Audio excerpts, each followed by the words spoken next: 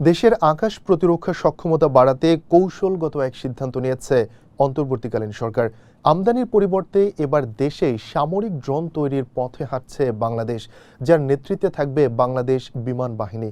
পরিকল্পনা অনুযায়ী ড্রোন উৎপাদনের প্রযুক্তি পেতে চীনের সঙ্গে সরকারি পর্যায়ে একটি চুক্তি স্বাক্ষরের প্রস্তুতি চলছে।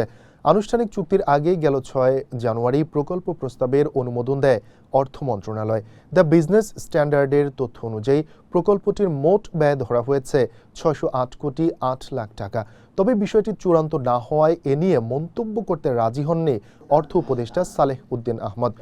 প্রস্তাবনা অনুযায়ী চীনের রাষ্ট্রায়ত্ত প্রতিষ্ঠান চায়না ইলেকট্রনিক্স টেকনোলজি গ্রুপ কর্পোরেশনের সরবরাহ করা প্রযুক্তিতে প্রকল্পটি বাস্তবায়ন করবে বাংলাদেশ বিমান বাহিনী।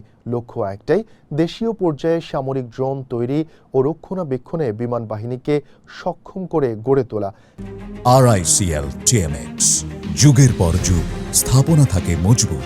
এতে দীর্ঘমেয়াদে সামরিক সরঞ্জাম আমদানির ওপর নির্ভরতা কমে আসবে উল্লেখযোগ্য হারে। এর আগে সশস্ত্র বাহিনীর একটি যৌথ কমিটি ড্রোন কারখানা স্থাপন ও প্রযুক্তি সংগ্রহের বিষয়ে নীতিগত অনুমোদন দেয়। ২০২৫ সালের সেপ্টেম্বরে বাংলাদেশ বিনিয়োগ উন্নয়ন কর্তৃপক্ষ বিডার নির্বাহী চেয়ারম্যান চৌধুরী আশিক মাহমুদ হারুনের সভাপতিত্বে অনুষ্ঠিত এক সমন্বয় সভায় প্রযুক্তি হস্তান্তর চুক্তির বিষয়টি চূড়ান্ত হয়।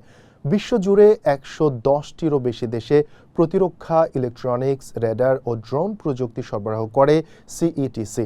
প্রতিষ্ঠানটির সঙ্গে চুক্তিটি বাস্তবায়িত হলে শুধু আকাশ প্রতিরক্ষা নয়, দেশীয় সামরিক প্রযুক্তিতে আত্মনির্ভরতার পথ বড় এক ধাপ প্রশমিত হবে বাংলাদেশের।